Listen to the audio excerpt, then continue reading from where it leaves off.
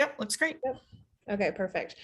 All right, thanks so much. So yeah, I'm going to talk about a whole range of topics today. I'm used to giving like these like 20-minute presentations, and then when I was reminded a few weeks ago of the agenda, I saw I had a whole hour time slot, and nobody ever lets me talk that long, so I'm like really excited.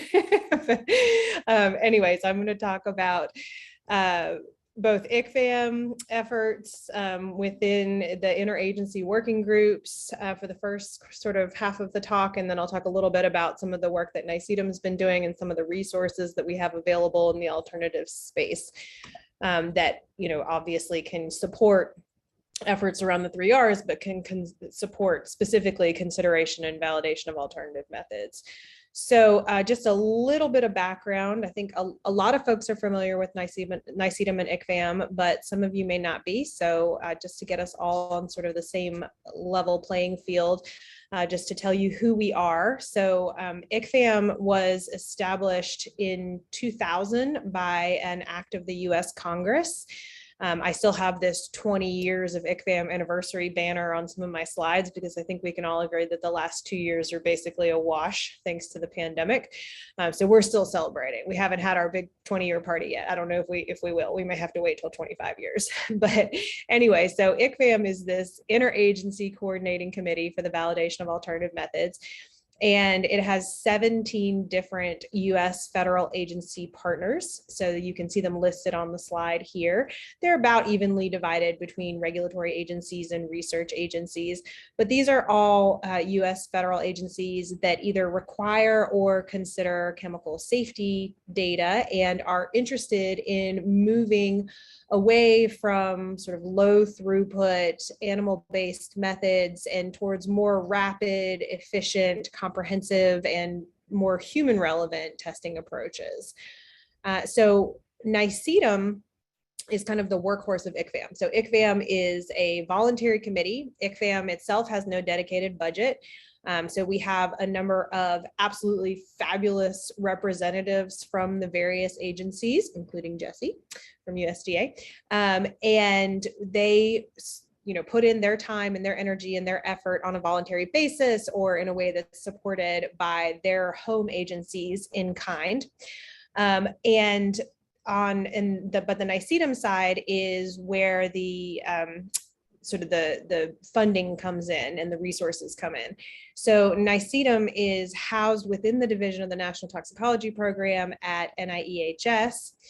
And we provide the scientific and administrative support to ICCVAM. And the projects that we work on are really dictated by the priorities of the agencies that belong to ICCVAM. So our efforts are really focused on developing, evaluating, and promoting alternatives for regulatory and research use, but really within the toxicology testing space. So what are we working on? We have a very broad portfolio of work. So basically every ICD you can think of, ranging from carcinogenicity to developmental toxicity to acute toxicity. We have a project in that space. I won't get to talk to you about all of these things today, but if you are interested in any of these specific topic areas, please feel free to reach out to me offline, and I'm happy to follow up on the work that we're doing in that area. And then, of course, we have also a lot of efforts ongoing to develop tools to support the development, validation, and application of alternative methods.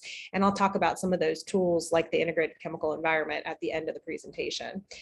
I just want to orient you all to the NICEDM news email list. I hope that many of you are subscribed, but if you're not, it's a really fantastic resource. We have over 6,000 subscribers, and this newsletter comes out about weekly, and it has announcements about progress in the field, about certain new publications, funding opportunities, job opportunities, workshops, all kinds of different news items that are relevant to the alternative space. And then the other thing I want to make you aware of is the ICCVAM biennial report is part of our congressional mandate. So every 2 years, we produce this report that is just an absolutely phenomenal resource. I find myself going back to it time and time again to remind myself what agencies are doing in specific areas. So this is a high level summary. So think like one paragraph per activity of all the work that's being done across all these 17 different US agencies in the alternative space. And it comprises all of NICEDM's work, but not just NICEDM's work. So work that the FDA has ongoing, or the EPA has ongoing, or the DoD, that's all summarized in the biennial report as well. And the report for 2020 and 2021 is being finalized right now and will be out by the end of the summer. Okay.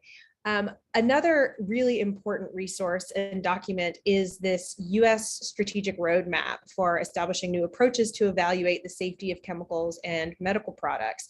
And this is really an exciting and foundational document for our field.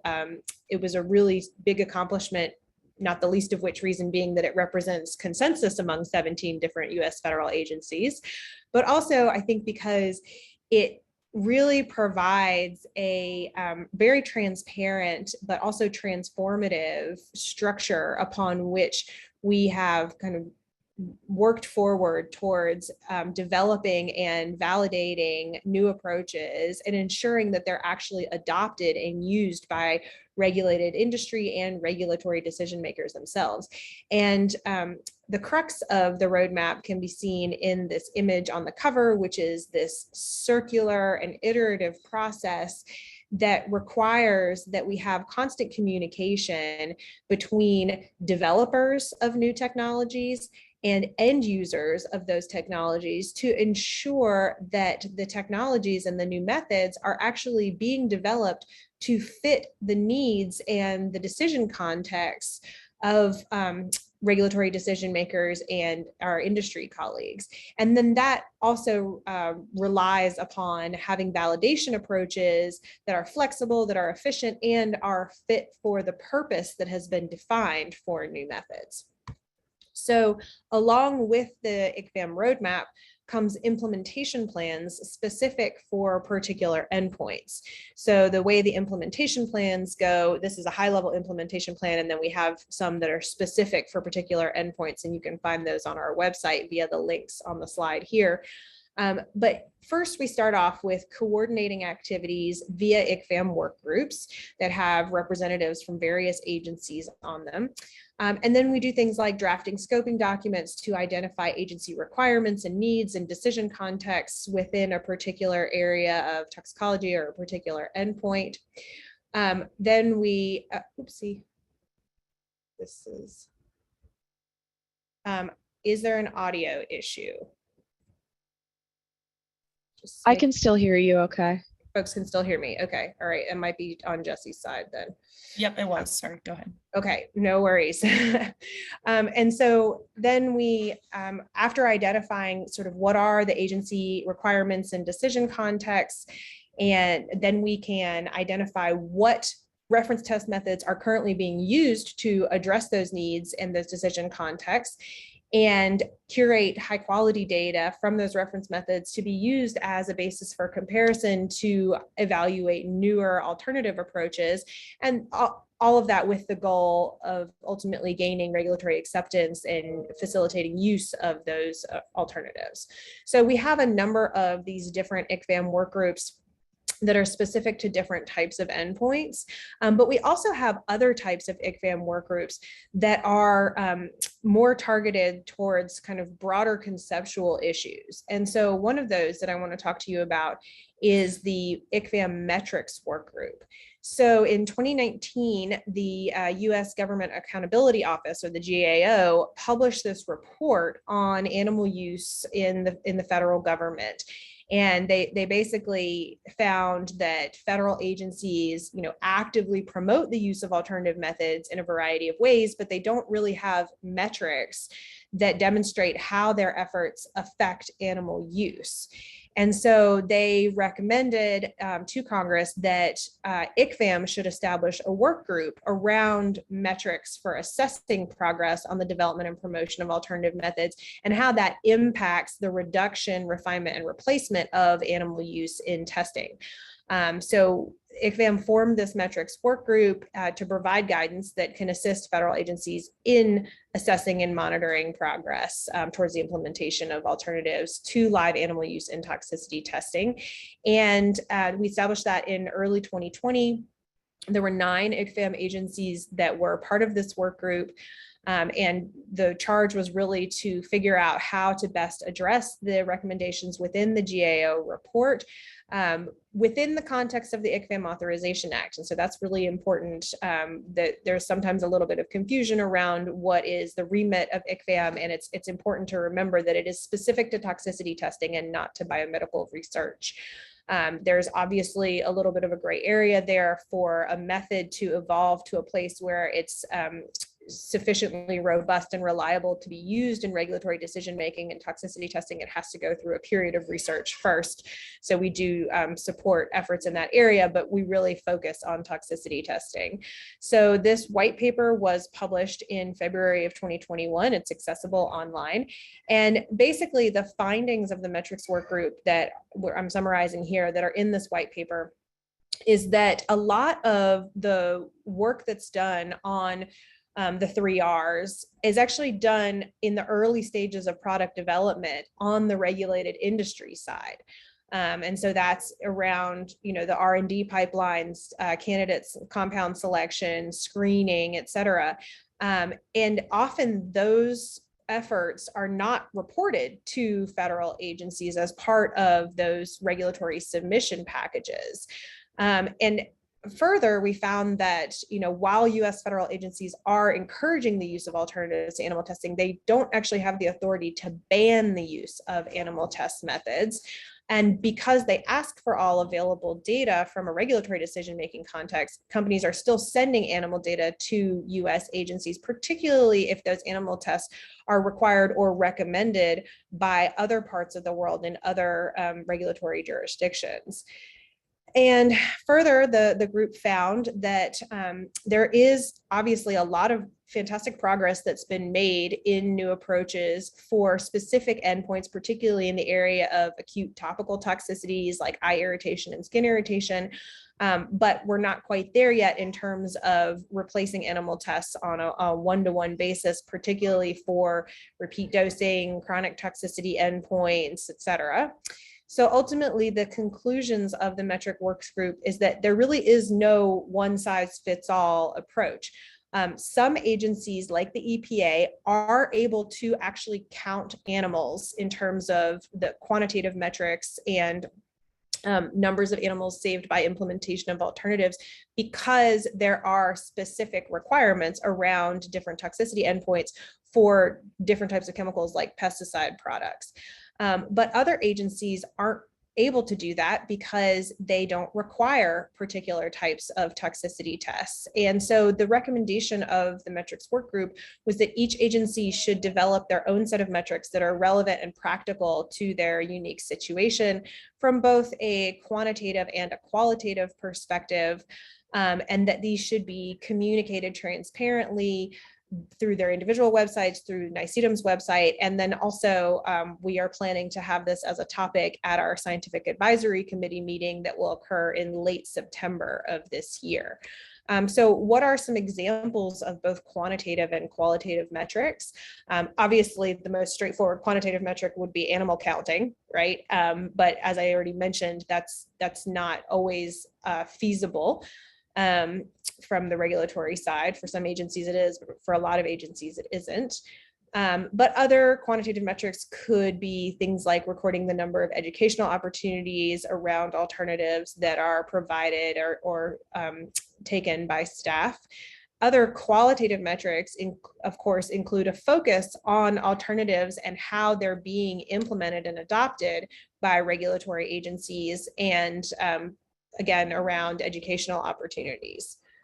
So the sort of next evolution of this process of trying to understand how metrics can be qualitatively and quantitatively reported led to the formation of this consideration of alternative methods work group, or the CAMWG. And the CAMWG is really focused on how to better sort of encourage and promote consideration of use in NAMs to replace or reduce animal use in painful and distressful procedures, or refine those procedures by organizations that are currently using animals for testing, both in the toxicity testing research space and the toxicity testing regulatory space. And so there's a number of different charges that are listed here on the screen around things like fostering collaboration, both globally and domestically, trying to kind of raise awareness of grants for the development of alternatives and improve communication around those opportunities, and try and figure out ways to encourage agencies to promote the better use of NAMs and best practices regarding NAMs. And so the CAM work group has been very active. There's been a number of different teleconferences, but what I want to highlight here is that we've had quite a few really productive discussions with stakeholders in the industry community, because I think one thing that's really important to remember is that so much of the consideration of alternative methods and the implementation of alternative methods by necessity happens on the private industry side during that research and development pipeline. And so a lot of the animal savings that could be quantified or could be recorded are going to be happening, prior to regulatory decision making, or outside of actual specific regulatory requirements.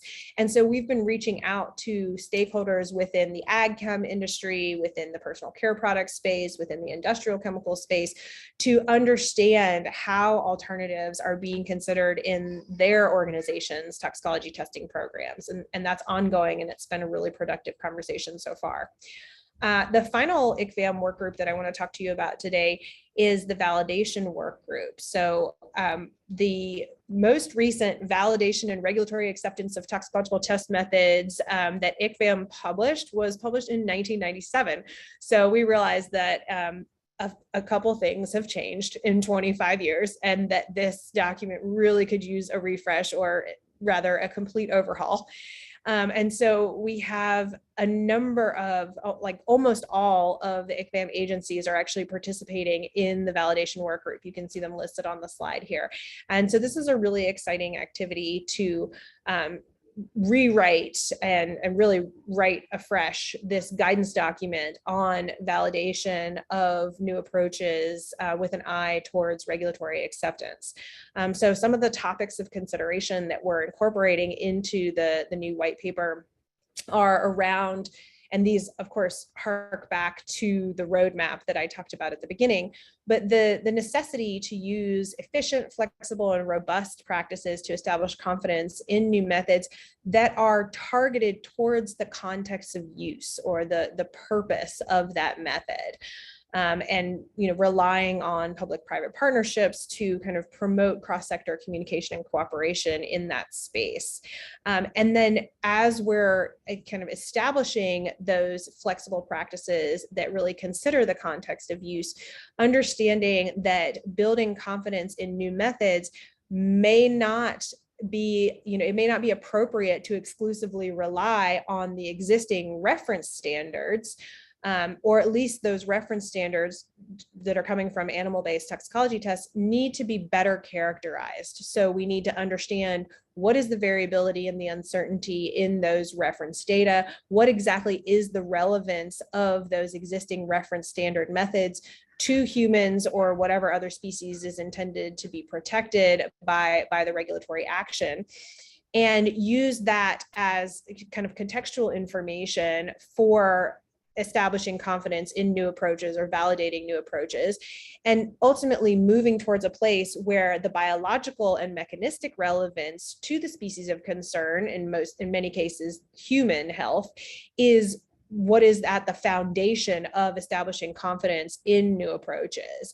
And that's obviously going to require kind of moving away from this one-to-one replacement to integrating multiple approaches in integrated approaches to testing and assessment, and defined approaches that actually cover, different parts of an adverse outcome pathway or different parts of a mechanistic pathway, and provide sort of sufficient biological coverage to predict or protect for human health endpoints. And then moving sort of towards the implementation space, there's going to be some recommendations around facilitating regulatory acceptance, really understanding what are the regulatory requirements in decision context and how NAMs can fit into that space, and how we can leverage ICCVAM and other forums to communicate and encourage harmonization among agencies that are either requiring or considering similar types of data for similar types of endpoints. And then obviously we want to do that not just within a domestic forum, but also globally to ensure global harmonization. And there's, we're not trying to reinvent the wheel here. There's a lot of really nice guidance documents on validation that we're relying upon very heavily as we're drafting this white paper. And then there's also lots of other considerations around technical validation and characterization. So at the moment, we are drafting the document, and once that document has been sort of finalized in final draft form by the validation work group, it will be circulated to ICCVAM at large for comment, and then ultimately there will be an opportunity for the public and stakeholders to comment on the document before it is finalized.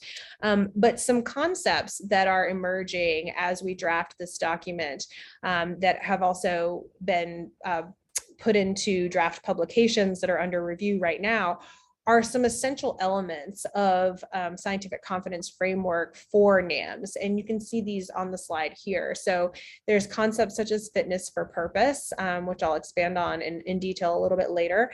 Human biological relevance, so I've already talked about that to a certain extent, but essentially if you can demonstrate the similarities between the physiology or the biology measured by the test system and human biology, then that really bolsters your confidence in a NAM, in knowing that it adequately reflects human biological understanding, and that might be through an adverse outcome pathway, or it might be through some other mechanism. And then things like technical characterization, so understanding the reproducibility, the transferability, if applicable, the performance against reference compounds, the robustness and the reliability, the applicability domain of an assay, all of those aspects that I'll actually expand on a little bit in the next slide. And then things like independent review and data integrity and transparency are really, really important to ensure that, the uncertainties and the limitations associated with a NAM are transparently communicated, and that the kind of the fitness for purpose, the technical characterization, the biological relevance, all of that has been reviewed by third parties and can actually be, then made ready for regulatory use. And I should mention that this is from a publication that is under review right now, and then this second figure is from a different publication that focuses on the technical framework for developing robust and reliable NAMs that kind of give you, so starting from the scientific relevant point of view. So you say you have a NAM that you've already kind of characterized the human biological relevance for. How do you go through that technical characterization, and what are some really useful tools for that? Things like cause and effect analysis in your assay design, looking within laboratory evaluations, doing control charting, robustness testing, effective statistical data analysis and reporting, et cetera. So hopefully these two papers will be out soon and we can distribute those. And then I said I would also talk a little bit more in depth about understanding fitness for purpose and kind of what that means. And so the detailed questions within fitness for purpose are things like understanding what regulatory statutes the data are intended to comply with. Is the information provided sufficient to address regulatory endpoints of interest? How will it be used? What is the context in which it's intended to be used? So is it for screening and prioritization, hazard assessment, quantitative risk assessment, et cetera? So in the spirit of understanding that fitness for purpose and understanding agency needs, ICCVAM has gone and done quite a number of surveys among different US federal agencies, and actually globally, we have some sort of international versions of these papers as well. We call these the agency needs papers. So there's a whole series of papers that really lay out in very clear and transparent detail what are the regulatory requirements for various endpoints. So for skin sensitization, for acute systemic toxicity, for skin and eye irritation. And these are really, really important to get the lay of the land before understanding how a new approach might effectively be used in a regulatory decision-making context. And then, as I've already articulated, as we're moving towards kind of newer, more flexible approaches to validating alternatives, we're really trying to, for NAMs that are intended to predict human health endpoints, we're trying to rely upon human biology as a gold standard here. And we're leveraging things like the AOP frameworks. So you can see that structure on the bottom there, where chemical structural properties inform how chemicals might interact with molecules that set off cascades of events on a cellular and a tissue level and result in adverse outcomes on an organism and population response. And so we're using that as a basis for starting to establish confidence in a number of different new approaches that are fundamentally based in human biology. And the OECD has some really, really great guidance documents on how to use adverse outcome pathways to develop integrated approaches to testing and assessment. And they have, in particular, some guidance documents that are specific to the case of skin sensitization, which I think is a really, really nice example.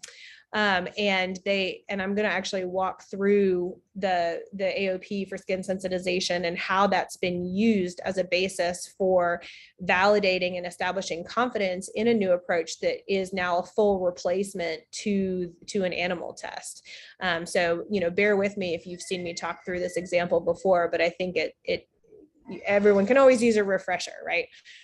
So this is the AOP for skin sensitization. So this represents a really detailed mechanistic understanding of how chemicals can first, penetrate the skin and then covalently interact with skin proteins and then induce inflammatory cytokines on dendritic cells and keratinocytes.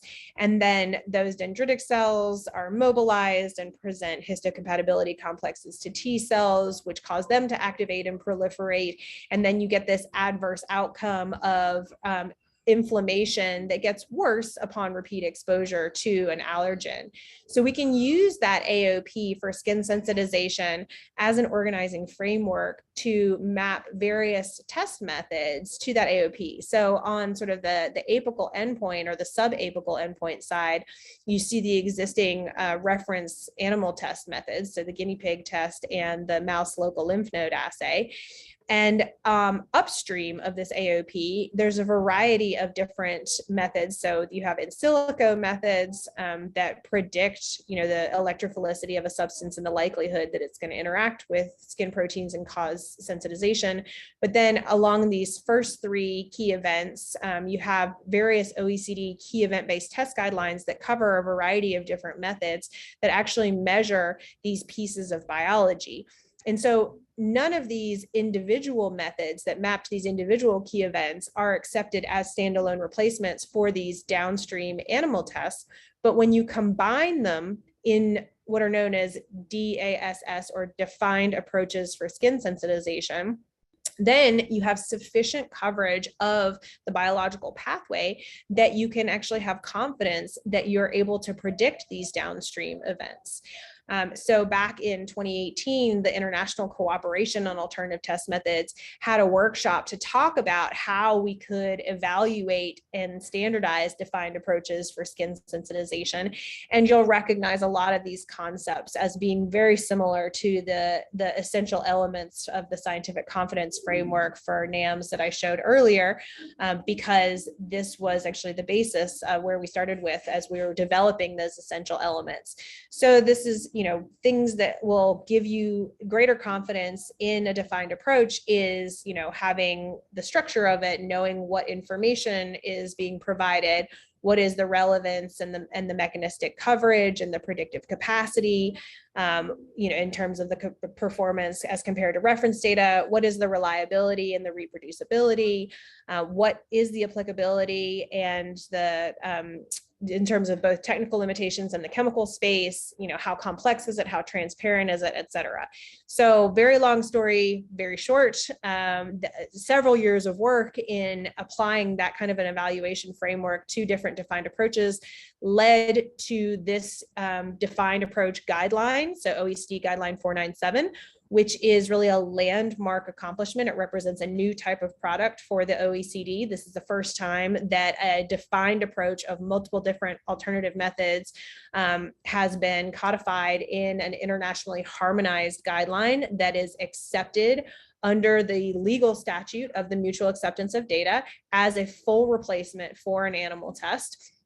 And here I've extracted the performance table from the guideline 497, where you can see that we took these various defined approaches, which are just different simple combinations of these different information sources that are capable of either providing a yes/no hazard prediction or a multi-class potency prediction. And first we compared them to reference data from the local lymph node assay, but then we also had human reference data to compare to. And that's a pretty unique scenario. It's one of the only endpoints where we actually have robust human clinical data. But it's nice because it showed us that these human biology-based defined approaches actually outperformed the local lymph node assay when compared to that human reference data, both in terms of hazard and potency performance. And it also actually provides us kind of a thought experiment. So for all of the other endpoints where we don't have human data, what would be an appropriate surrogate in terms of comparison? Because it's not ideal to just draw a line in the sand and say, oh, well, we have to be 80% predictive against animal reference data, otherwise it's not validated. Well, what happens if your model is 79% predictive and this other one is 81% predictive? Are they really that different? So kind of taking a more evolved approach around characterizing the uncertainty and the variability in the animal reference data and creating confidence intervals around that data and using that as a benchmark for performance was something that we investigated in this project. And I'll come back to that concept a little bit later in the talk. So there's been quite a bit of progress in the US even prior to the publication of guideline 497, so that the FDA issued some draft guidance in 2020 announcing that they essentially will consider defined approaches that are as good or better as existing in vivo methods when evaluating the immunotoxic potential of drugs and biologics. And then the US EPA, even before that in 2018, put out this draft science policy announcing that they would accept two different defined approaches for hazard assessment of single chemicals, so pesticides and industrial chemicals. And then they even went a step further and actually used in vitro based defined approaches to derive points of departure for a quantitative risk assessment to support the re-registration of a group of isothiazolinone biocides. So these are compounds that are very widely used. They're very well known as skin sensitizers. So it wasn't helpful to have something that would just predict that it was a sensitizer.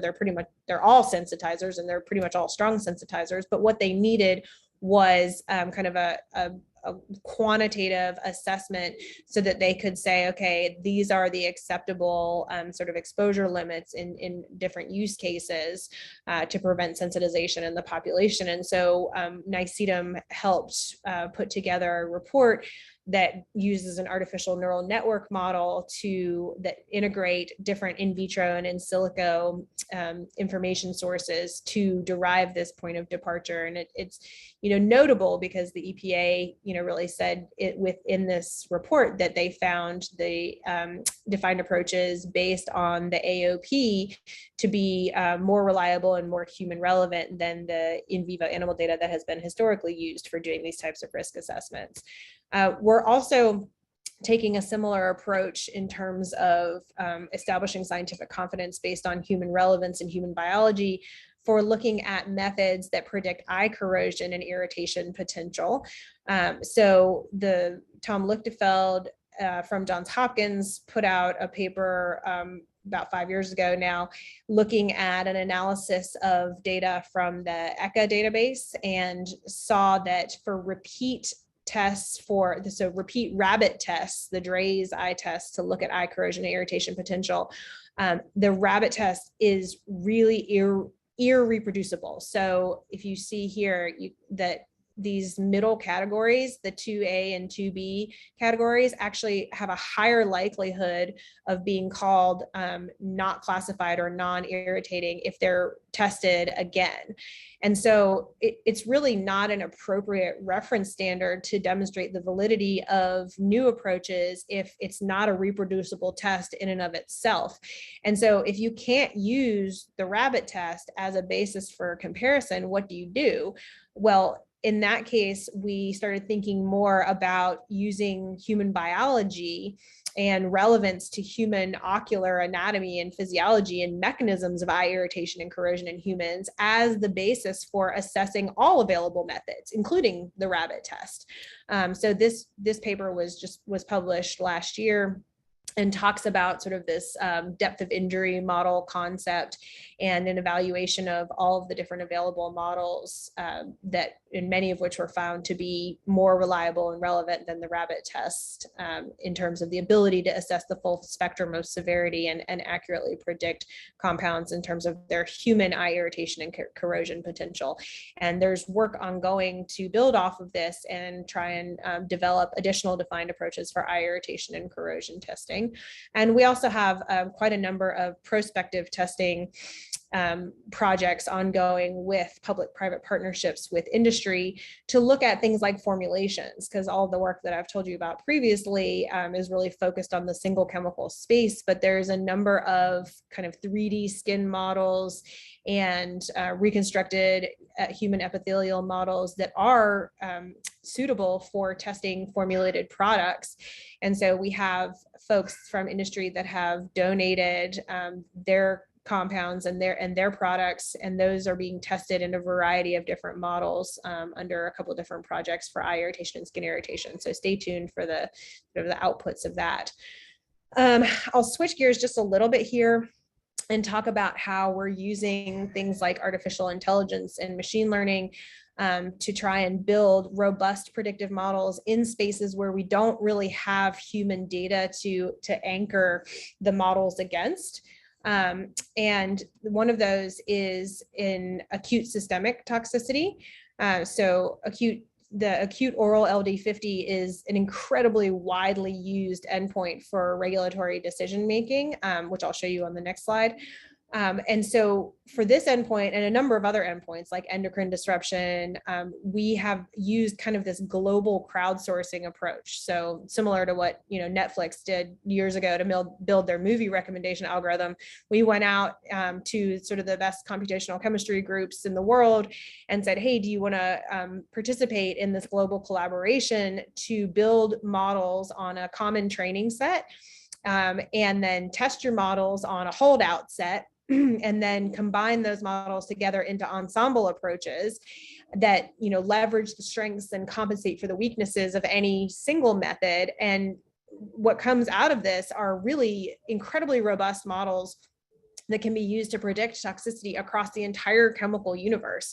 So each individual model has its own applicability domain, but when you combine like over 100 different models together, you get multiple models providing predictions for any one chemical across the entire chemical universe. So that's really exciting. And we have this open access modeling suite called Opera that's freely available to the scientific community and the public through the NIEHS GitHub as a standalone application, but also through the integrated chemical environment that I'll show you in a minute.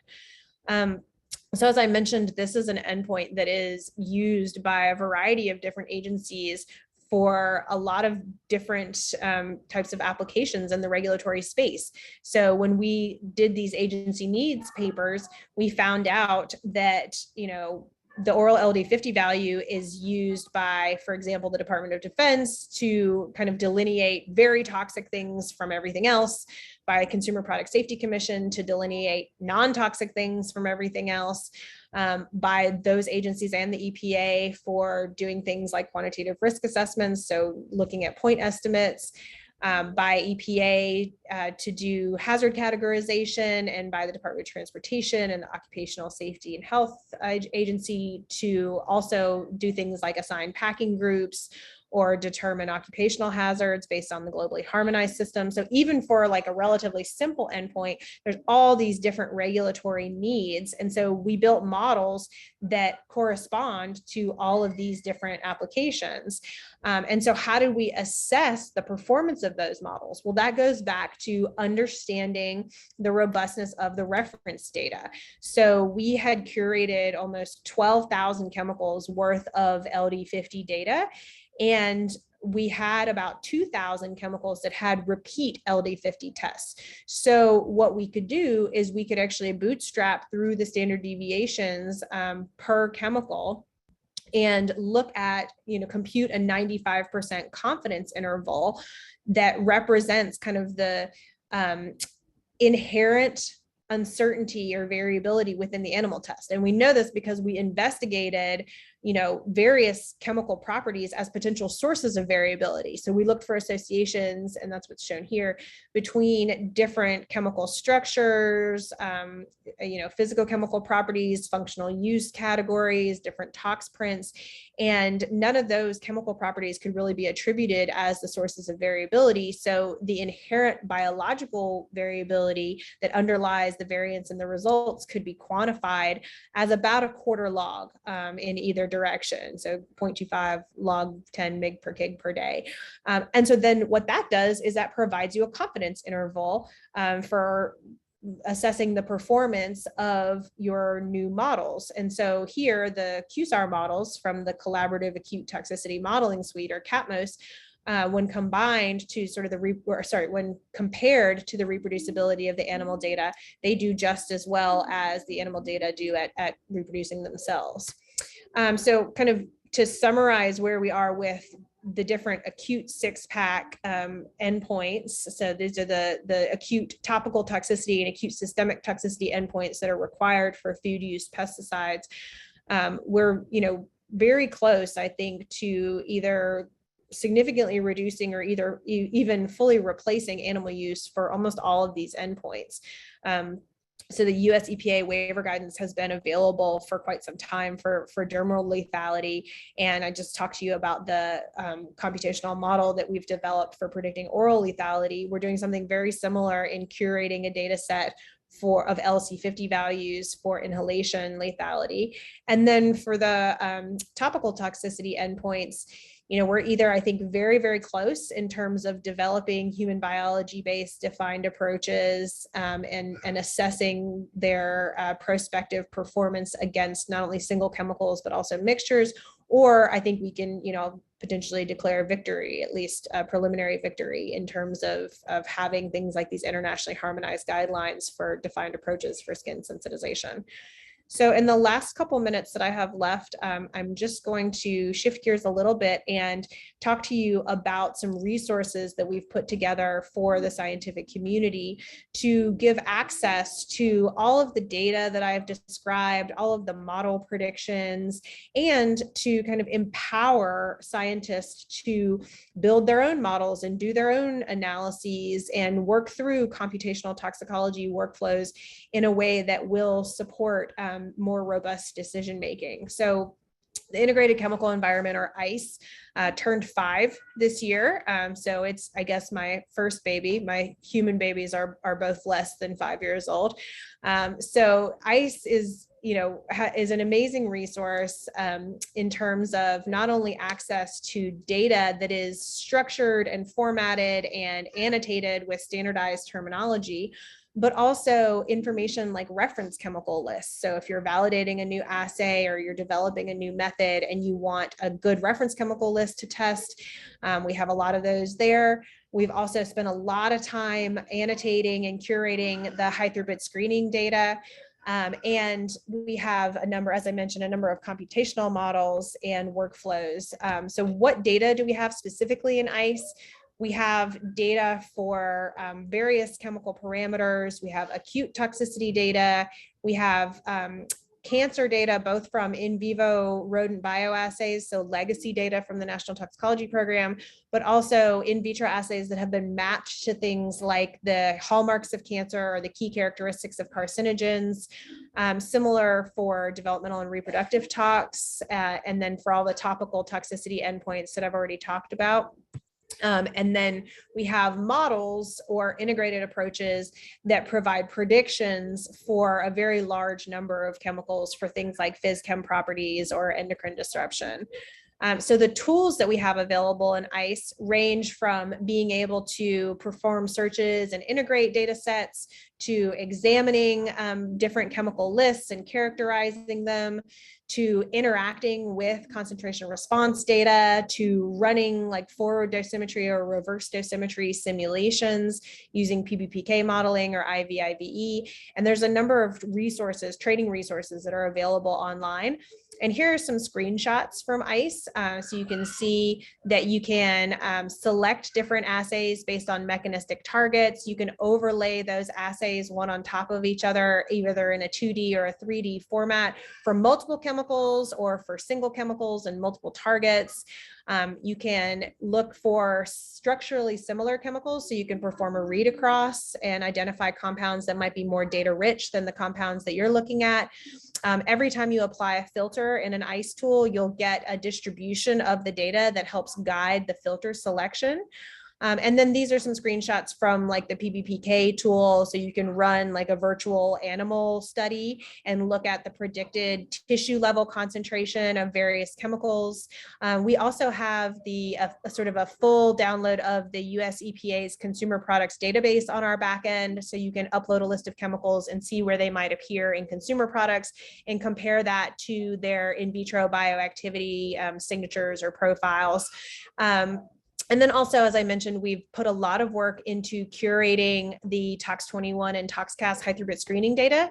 So incorporating things like chemical QC information, information about potential interference with specific assay technologies, and then grouping those assays by the biological processes that they inform upon, their modes of action or mechanistic targets, and linking those to ontologies like the NCI, Metathesaurus, and GO processes. So you can see examples of the modes of action there that we've grouped the different high throughput screening assays with respect to. I also wanted to kind of draw your attention to a couple of recent publications that demonstrate the applicability and usability of the in vitro to in vivo extrapolation tool. I think this is a really, really important tool within ICE. And we have a really strong partnership with the US EPA and their high throughput toxicokinetics R package. So the HTTK forms a majority of the back end of the IVIVE workflow. We have some additional in-house code as well. And so this Heinz et al. Publication kind of just talks through what that IVIVE and PBPK modeling workflows looks like and how they can be applied. And then here are some examples, some very recent examples published within the last couple of months of application of those tools to do things like understand thyroid-based tox estimates for pesticide chemicals, or to look at developmental toxicity potency of a series of structural analogs. Here we actually showed that a human stem cell-based metabolomics platform provided a much more accurate prediction of the human clinical teratogenic dose of valproic acid compared to the rat lowest effect level, which was up here in the like 500 mg per kg per day range. So that was a very sort of large tiki tour of all of the, or some of the work that we do. I think, you know, we're constantly learning lessons in this space. I think it's really, really important to have opportunities for engagement with our stakeholders, with the public, but sort of most importantly, with regulatory decision makers to understand what their needs are so that new approaches can be tailored for those needs and can be validated in a fit for purpose sort of performance-based approach. And I think, you know, I've shown you a couple of examples today where we've made lots of progress and we've got lots of applications that are ready for implementation now. So none of this work would be possible without the amazing group of folks that I'm super privileged to work with. So here's some of their their lovely smiling faces. And then, of course, we have a number of different collaborators across all of the different ICCVAM agencies within the Division of the National Toxicology Program and NIEHS, globally with the OECD, et cetera. So I will stop there